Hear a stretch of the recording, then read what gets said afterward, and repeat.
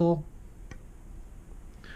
Then use a 2mm hex key to tighten the set screws.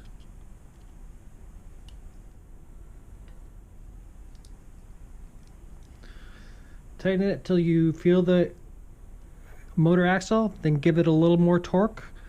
Do the same to the other side.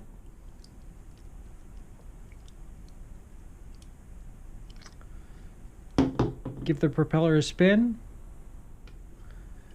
Sometimes they're a little off balance, so you can adjust that by applying a small amount of pressure either way, but that looks pretty good.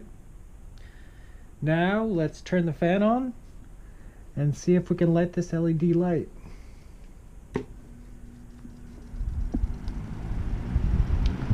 So when you hold the prop up in front of the fan, you want to hold it square to the wind. Let's give this a spin.